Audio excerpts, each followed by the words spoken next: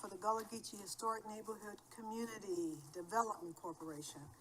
I'd like a motion to adopt the agenda. Move to adopt the agenda as submitted. Second.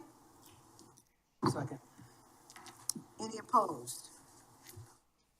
Moving on to approval of the minutes from the regular meeting of July 24th, 2024. Mic up a little closer. Oh. I need a motion to adopt the minutes. Move to accept the minutes. A second? Second. Any opposed? The minutes are approved. So we have a special order here on our agenda, and that is the election of officers. So we will go one by one with a motion to elect. So for election of chair, I need a motion or a nomination. I move that we elect Madam Shirley Peterson as chairperson of this committee. I second. Without objection. Without objection. All in favor? Aye. Aye. Opposed? For vice chair, I move that we nominate Pastor Louis Johnson. Second. All in favor? Nomination is moved. For secretary, I nominate Andre White. Any opposed? Okay, so done. For treasurer, I move that we nominate Alex Brown. Second. Any opposed? None. All in favor? Aye. Aye. Discussion, huh? No discussion. Did you All right. need some discussion? Unfinished business. Mr. Boxley, if you could get us up to date with wayfaring. Thank you so much. And first, I would like to take an opportunity to thank the board for their service in this first year. We are getting momentum moving, and I appreciate all of your dedication and hard work to get this organization started. It's been a very, very important and interesting journey that we've embarked upon since the fall of 2022, when this organization was originally formed, and spent the balance of 2023 seating this board and going on a search for an executive. So again, thank you for your support and continued unwavering support as we move forward to do the work that we're going to do.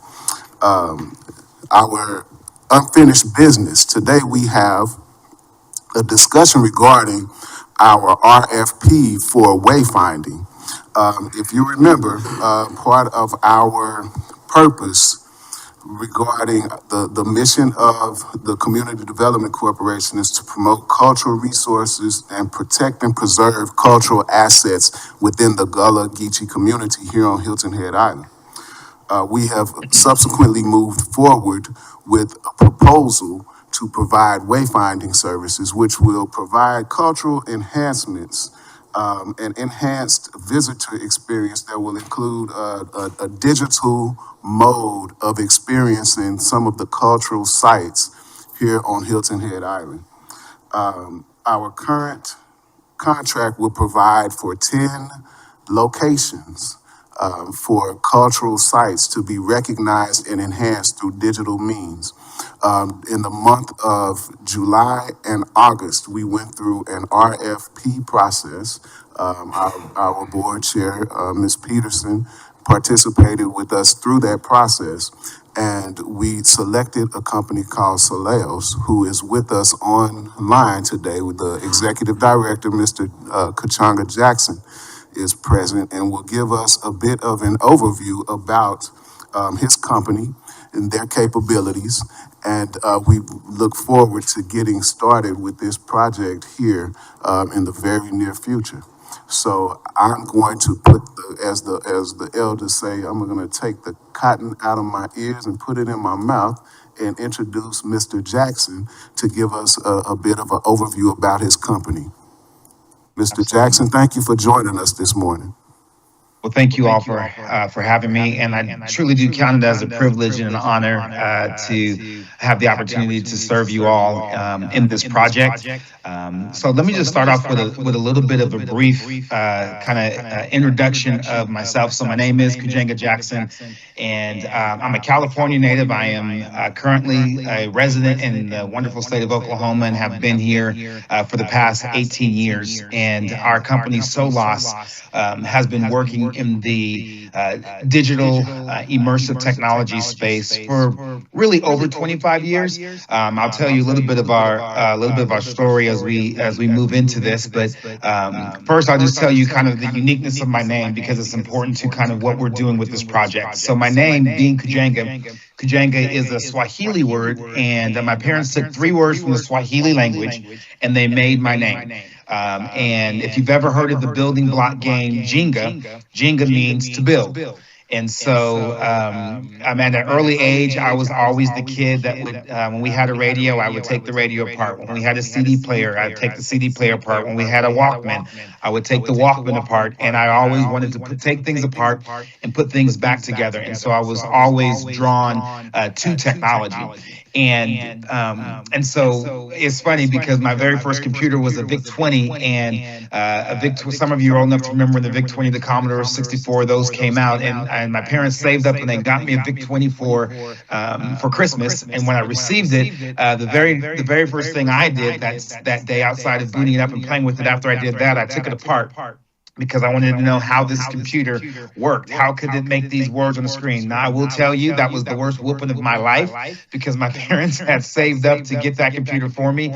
But again, I've always been driven by technology to understand how it works. And so my name means to build. And so it means to build, to be strong, and to be number one. And that's what I endeavor to do with tech. But it's not just technology for technology's sake. I believe that technology is a powerful tool when it comes to impacting culture, transforming even the education system. And that's what Solas has been in the business of doing over the past few years. And so I want to give you just a little bit of our background on some of the projects that we've worked on. We started one of our major projects that we've done in the last 3 years. We've had several, but some of you may have remembered the centennial celebration around the Tulsa Race Massacre. Well, we worked with local projects. Local projects did the 911 memorial after 9/11. We worked with them. They did the design for the internal state-of-the-art museum with the holographic images that speak and all of those things.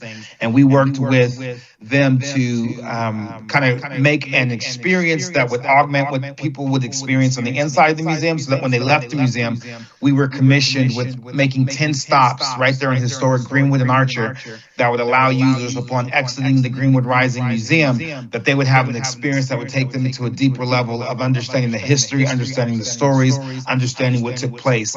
And so we used augmented reality technology, which is basically where you take digital content and you display digital content into the real world. And we used augmented reality to have a walking tour app where you would walk out of Greenwood Rising Museum, and as you walk down Greenwood and Archer, there was these markers that we placed on the ground at these very historic spots. And what we would do is we would have experiences at each stop that would tell the story. So we had soundscaping, which is just the background music. We had audio narration from voice actors. We had digital content that we recreated. For instance, we, at the spot where Dreamland Theater used to actually stand, we recreated digitally when a user could pick up their telephone.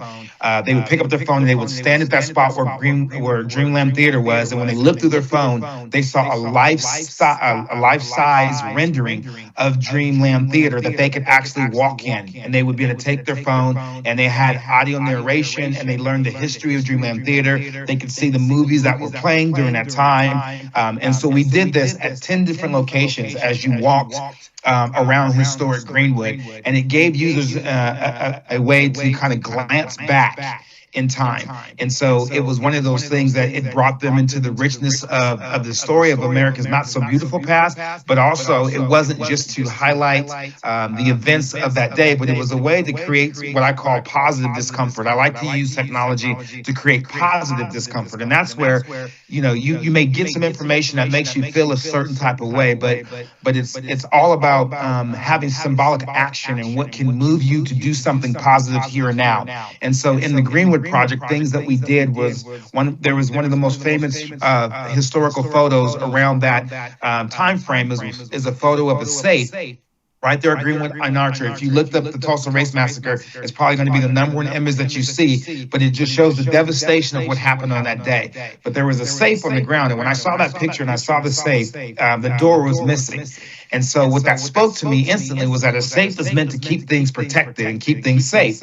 And so not only was there great vandalism and devastation, but someone went through great effort to take the doors off of this metal safe. And so one of the stops right after you leave the museum, one of the first stops that you take is that we recreated that safe in the exact same spot that it existed 100 years earlier. And so as it tells the story, what it gives you the ability to do is pick up items that were littered around the safe and place them back in the safe. So a user is able to go there, they're able to use their phone, they're able to see that, and they're able to place items back inside of the safe as a active symbolic action. And so that's what I mean by creating some positive discomfort, because some of the imagery wasn't great, but the ability for you to say, what can I do restoratively today? And so that was a project that we did that has similar technology that we're going to be using in the project that we do for you guys. Also, following that up, we did our next project, which we are still in the process of, which is around the Civil Rights Trail. So we're working with Mayor Bowser, we're working with Destination DC, and it's a project called 51 Steps to Freedom.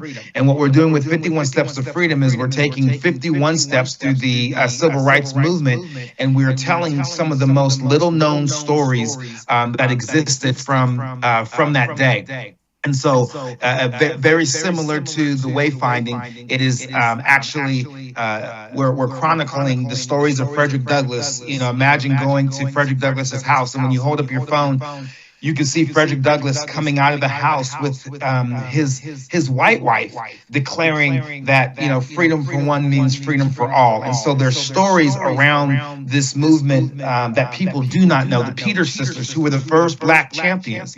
So we know Venus and Serena Williams, but most people don't know that the Peters sisters, who grew up in Georgetown, were the very first Black tennis champions.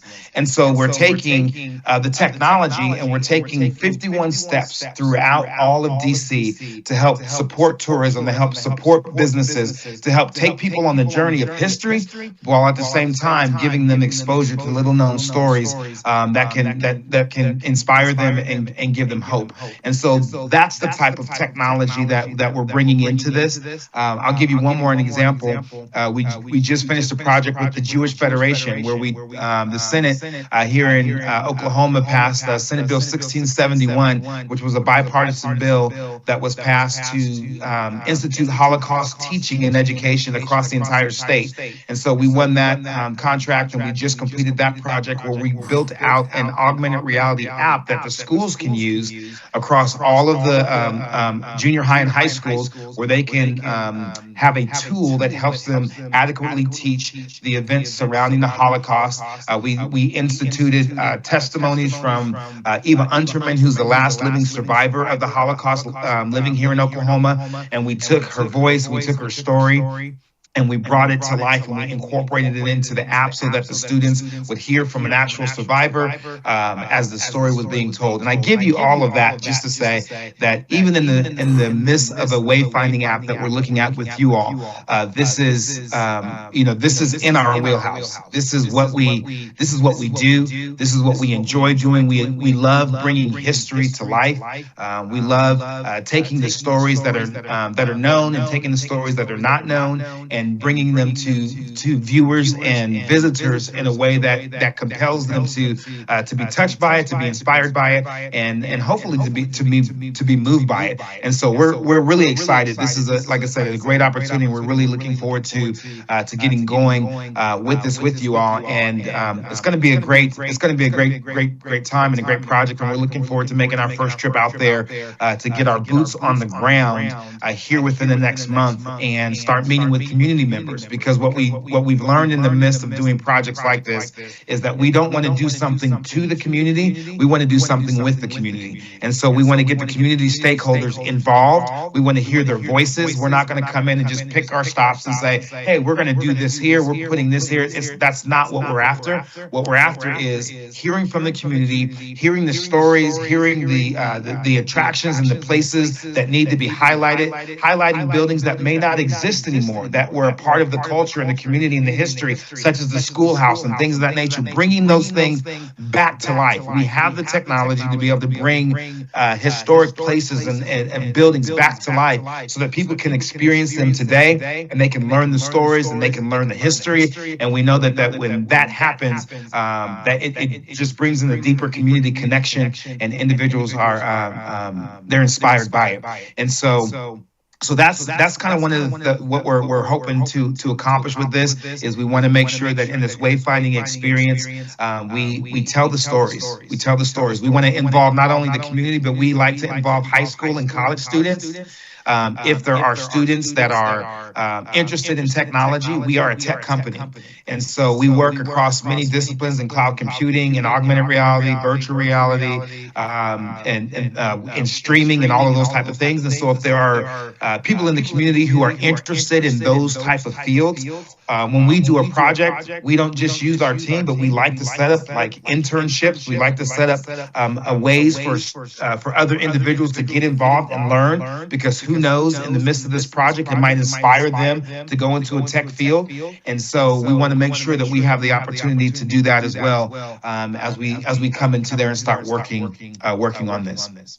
Let me pause for a second, because that's a fire hydrant of an intro. Any questions or anything that anybody wants to toss at me, because that is a fire hydrant, and you may have some thoughts. Thank you for that overview. Questions from the board? I don't really have a question as much as a comment. Fire hydrant of an intro. That's pretty good. Let me say, when you have presenters, you tap into the passion and the energy that comes from the presentation, and I could tell the more you talk, the more impassioned you became in your presentation. So it's not an occupation for you. It's a love, right. And so some of the things that you said. The interactive part is awesome, because we have a lot of people who are visual learners, and the hand-on, touchy-feely thing would be great. Kudos to you for the efforts that you have and the success that you've had there. We'll look forward to you bringing that same type of zeal here to the island. And you had me Googling the Peter sisters. I never heard of them, but as soon as you mentioned them, thank God for Google. I says, oh my God, look at the tidbits of information that's there that we know nothing about. So just in this moment, just in this little presentation, I walked away educated, more educated than was when I came in. So I think if that's what the experience and the takeaway moving forward, we're in for a good ride.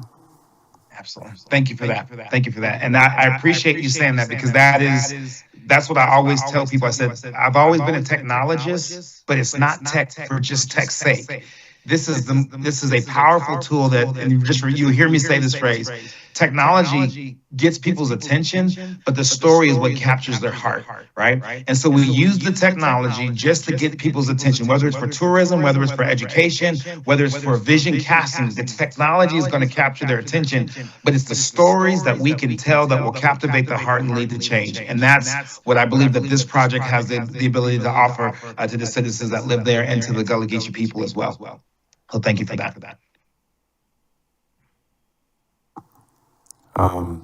Nice to meet you, Mr. Jackson. What I took away from your comments was I'm encouraged about there's like structures that are no longer here that we grew up with.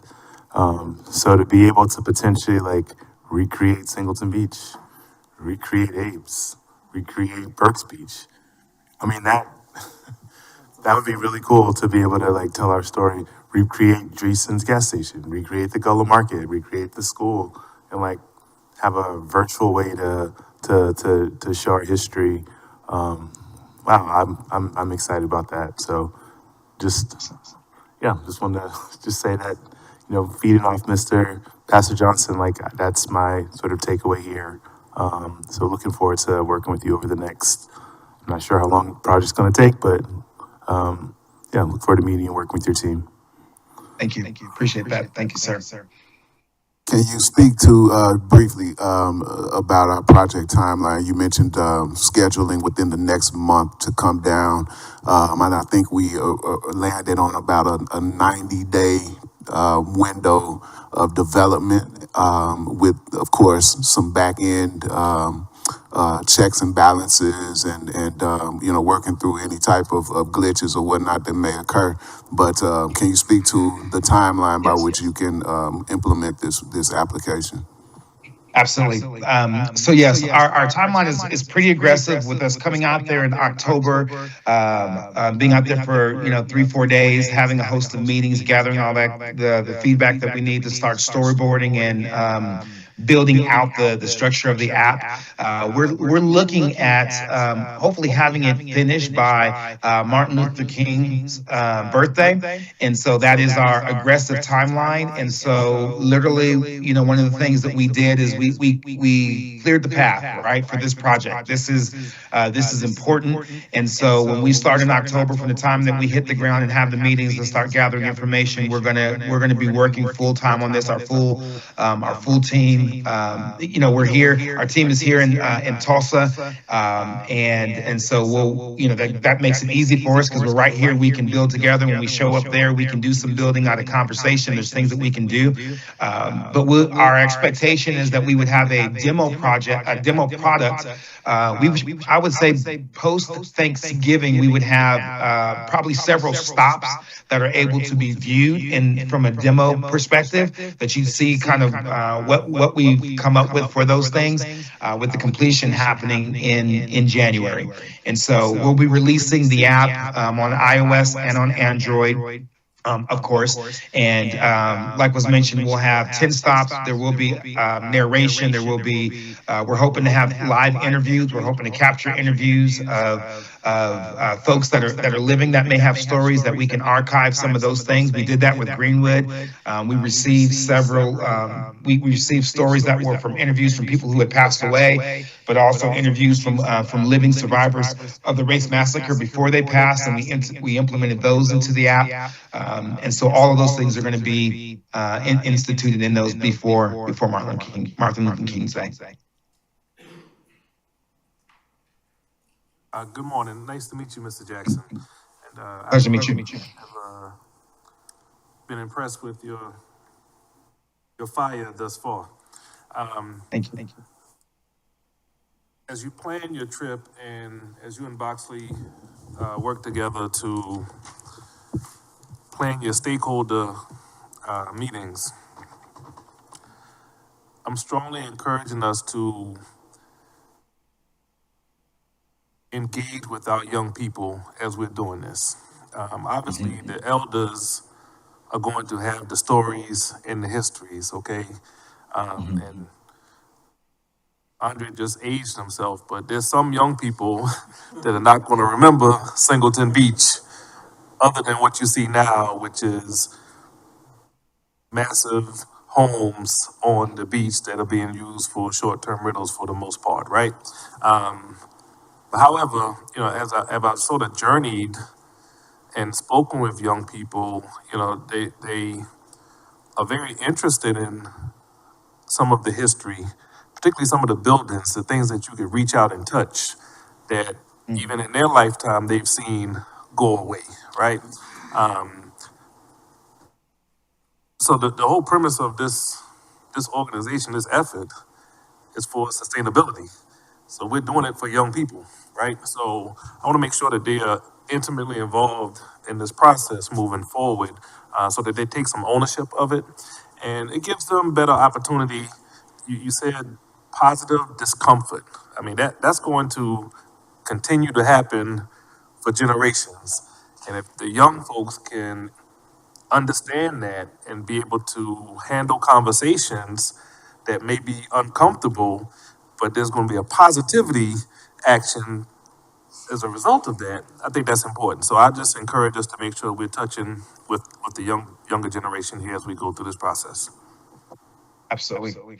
Heard and received, sir. And as mentioned, one of the goals and hopes that I would have work with Mr. Boxley is that even from many of the local institutions, schools, or whatever, it would be possible for us to team up somehow to be able to involve them in on the journey, whether we work with the school or the district, to have a Skype session in the classroom, and maybe have little mini teams that are helping us with research, or we're teaching us some of the tidbits of how we're pulling stuff together. And I believe that's going to make this become more than just a project, but the community will have ownership, right? And that's from the youngest all the way up through. So heard and received, sir.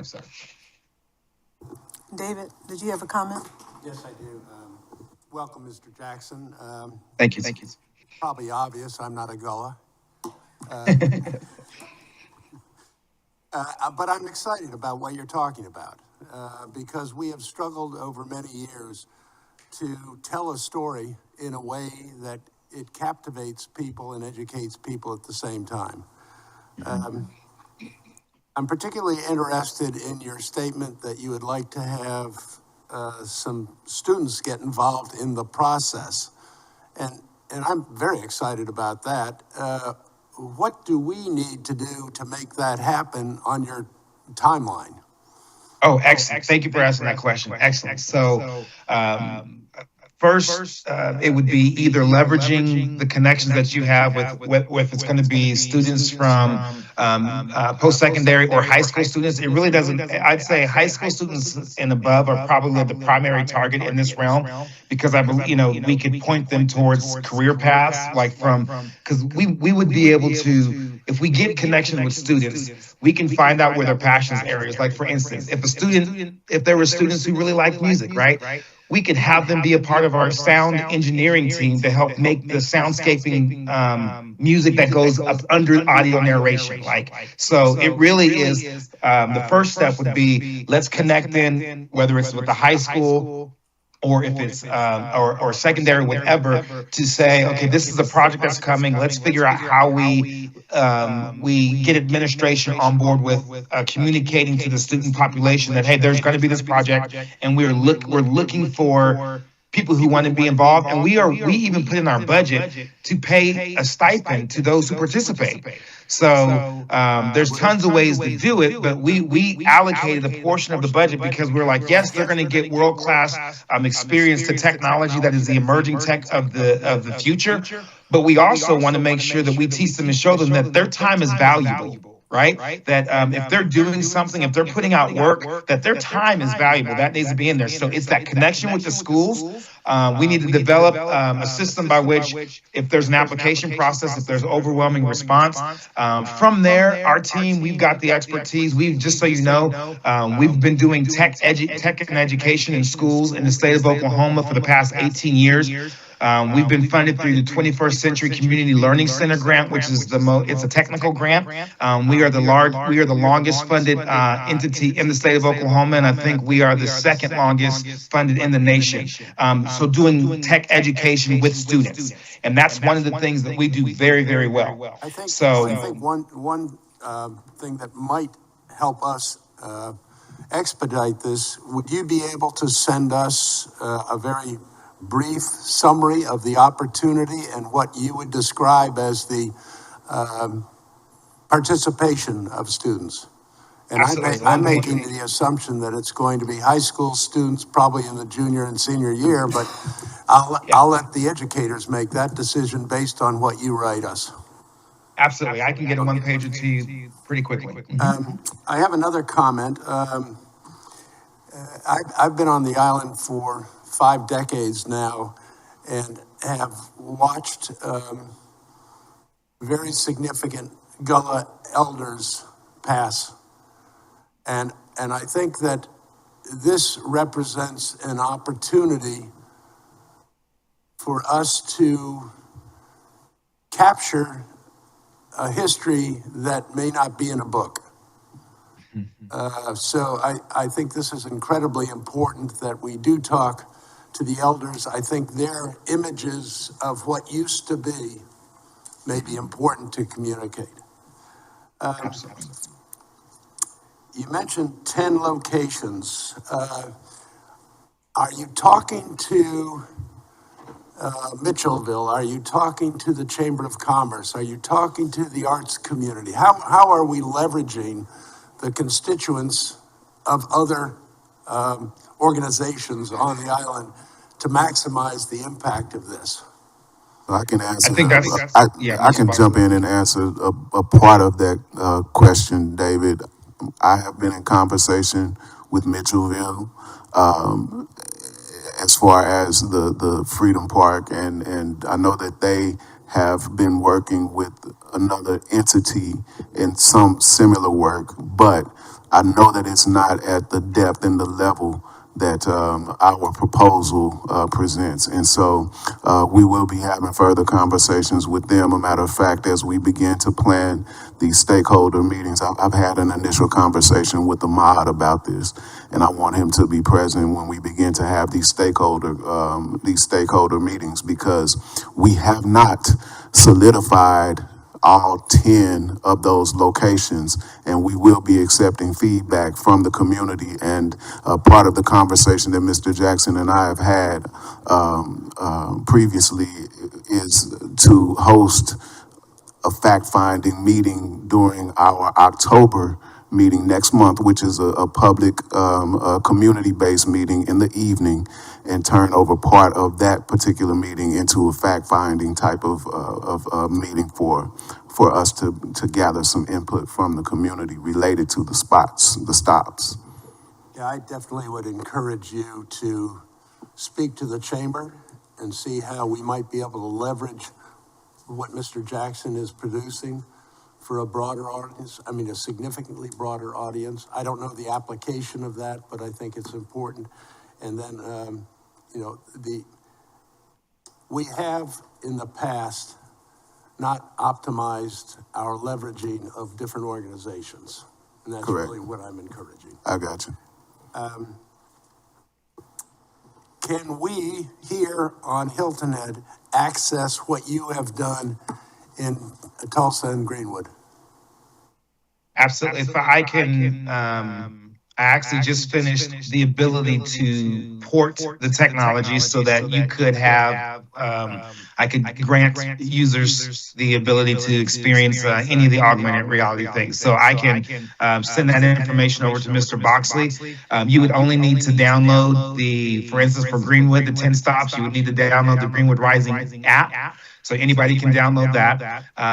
Prior to now, the only way that people would be able to experience it would be to come to Tulsa. But since we're doing this project, I can grant access to a private directory that would allow you as board members to be able to experience it. When we come in October, I will be bringing also, for the community, I will be bringing a demo package of all 10 stops. I will literally be bringing Historic Greenwood and Archer there, and so they'll get an opportunity to experience it as well. So download the app, and I'll create a private directory that any of you all would be able to access and see the experience. Thank you. Last question. Do you recommend that the sites be seen sequentially? Are you telling an aggregate story, or are they independent of one another?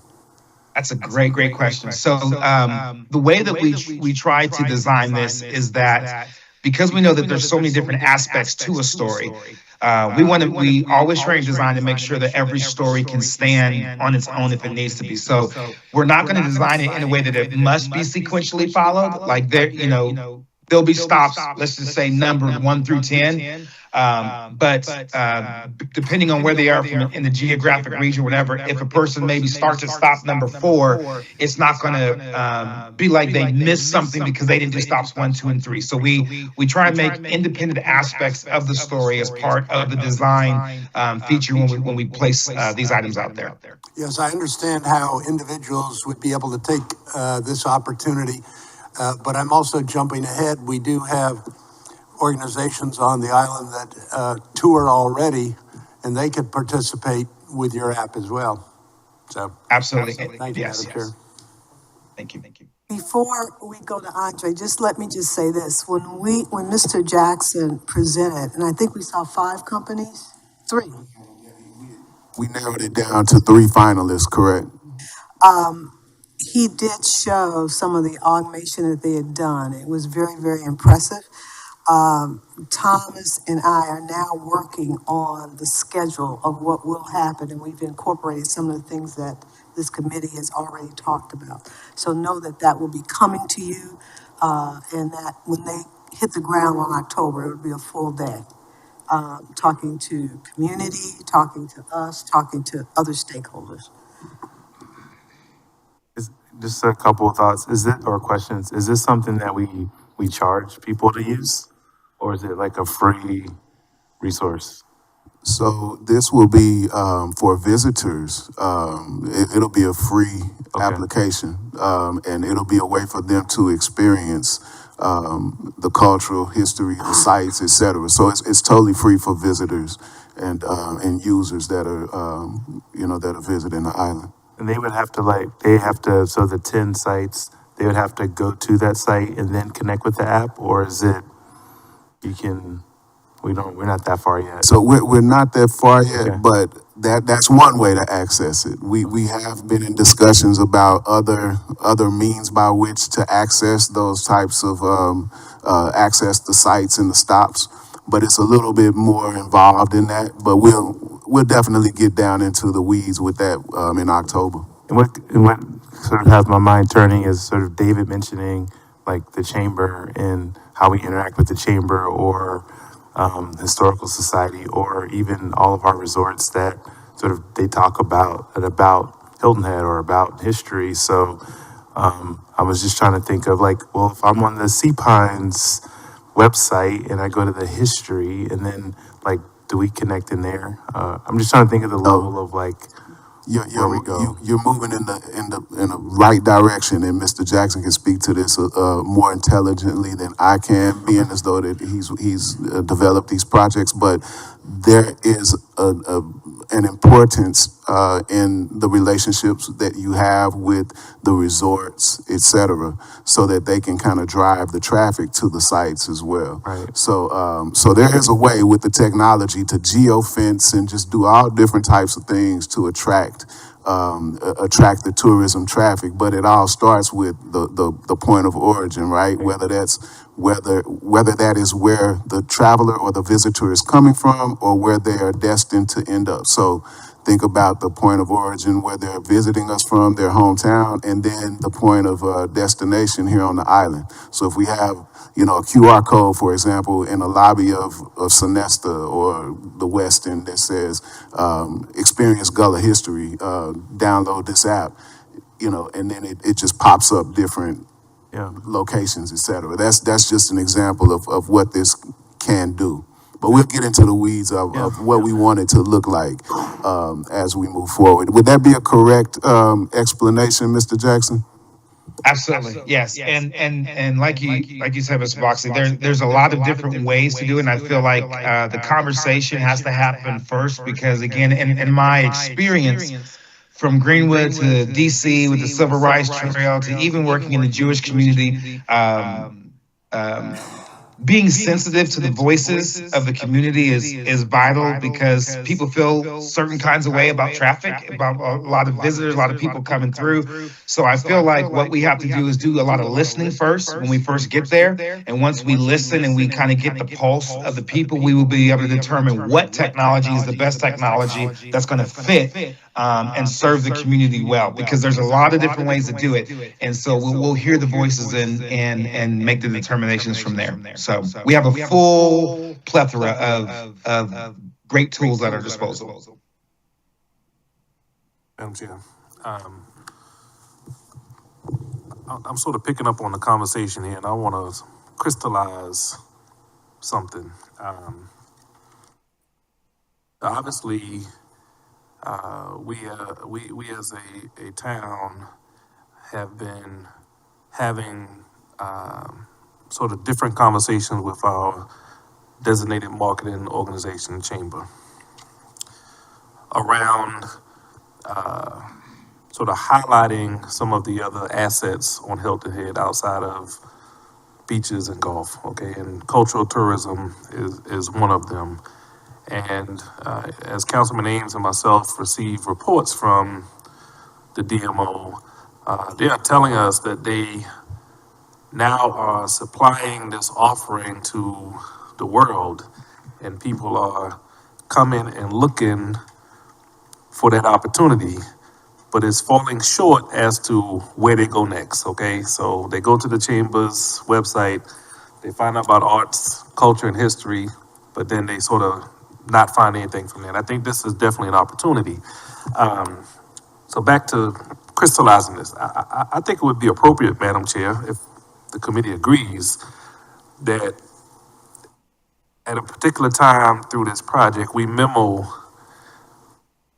the chamber as to what we're doing and expectations along the way. I know that Mr. Boxley has been having conversations with them, but I'm just trying to elevate this a bit so that all stakeholders are understanding the significance and the importance.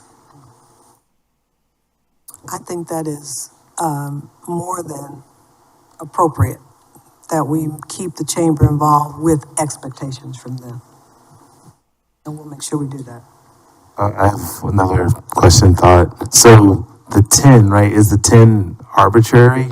Like, because there's like, there are places that are missing, but then there are places that are here, right? So I was just thinking, again, like the cemetery in Harbortown, right? Like that's a prime one, but we have other cemeteries that have this.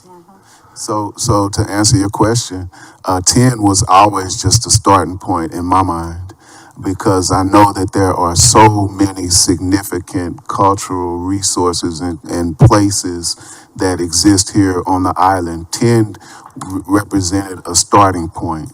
And we can revisit at a later date the addition of other locations. I don't think Mr. Jackson would have a problem with adding any more locations, or But no, in all seriousness, we went through a process, and I'd like to acknowledge Ms. Gavin, Sharonica Gavin here, who is our planner, our planner in the Gullah Geechee historic neighborhoods. She participated in the RFP process, in the selection process, and we had 13 applicants, and whittled it down to 3 finalists, and Mr. Jackson rose to the top from those 3. So I'm very confident that we'll end up with a fine, world-class product. But to your point, Mr. White, we definitely need to be thinking about other locations and other stops as we move forward, so that we tell the whole story. And just to add to that, we did have the opportunity to hear from each one of his team members. So that was very helpful with their expertise in what they do to make this project come to life. Mr. Boxley, do you have it? Oh, sorry. Go ahead. No, go ahead. To the lead, so I'm gonna. Well, that was, I appreciate your time today, Mr. Jackson. And as you can see, my board is excited about the work to be done. Yes. And, I'm very excited about the possibilities, and I will be polling them also as we move forward to kind of get some further details about some of the things that we may need to take into consideration for your visit, and we'll be putting together an itinerary for you as well, you and your team upon arrival. So thank you so much again. Boxley, Yes. before he leaves, I do want to emphasize, to the degree we can have his description of a student's opportunity as soon as possible, I will personally interact with the different schools to email that and communicate with the headmasters and the principal. Thank you so much. And we have also already started that process as well. I'm in communication with some folks here on Hilton Head with the high school that work with youth. So we definitely will get that done. Thank you. And we'll look forward to your help in making sure that happens. Yes.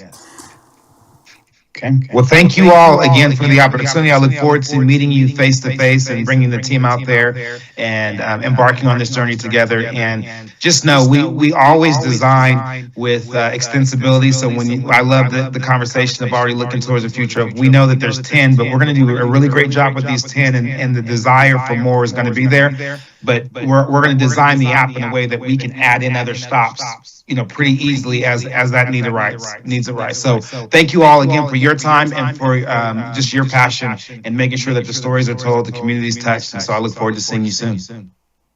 Thank you, Mr. Jackson. Have a wonderful Wednesday. All right. Thank you all. Take care. Bye. All right.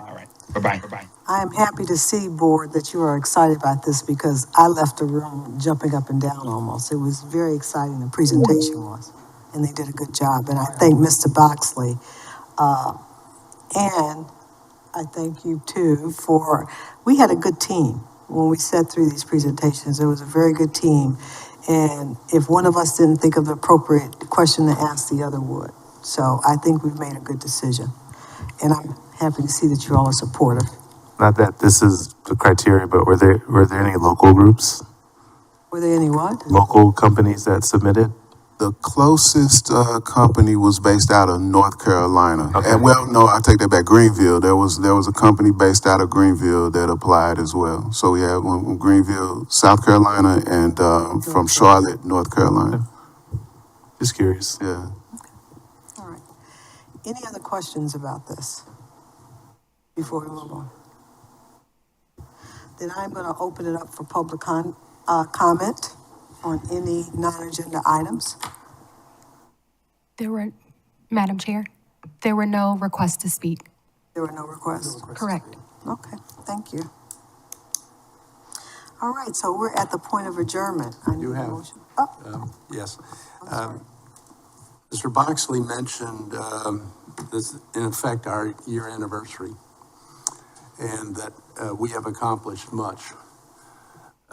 It seems to me as though the board ought to have some kind of feedback from the community to assess how we are being perceived and what the community thinks our accomplishments are. I agree. Mr. Boxley? We can definitely arrange for that to happen. And just so you're aware, we were approaching the holiday season pretty fast. And we are working to put together a holiday reception. And we can kind of incorporate something like that prior to the gathering and also use that opportunity to discuss some of the wins that we've had.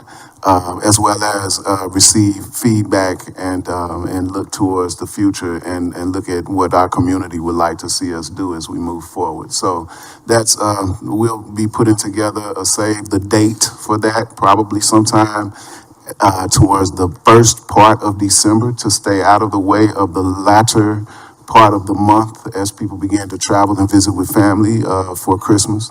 But that's something that Ms. Irvin and I have been working on. So more to come on that later. I think from the community standpoint, and here I'm talking about the Gullah community per se, it's probably more important for them to hear that they have been heard than for them to learn what we perceive we have accomplished. Good point. I would also like to add before we adjourn that we've been hosting a financial education workshop series in partnership with the Island Rec Center and TD Bank. We're hosting session number 3 on September the 25th, Wednesday, September the 25th, 5 p.m. And the guest will be from the Klein Fund, as well as a gentleman from TD Bank's Community Reinvestment Act office. So again, that's September the 25th, Wednesday, at the Island Rec Center at 5 p.m.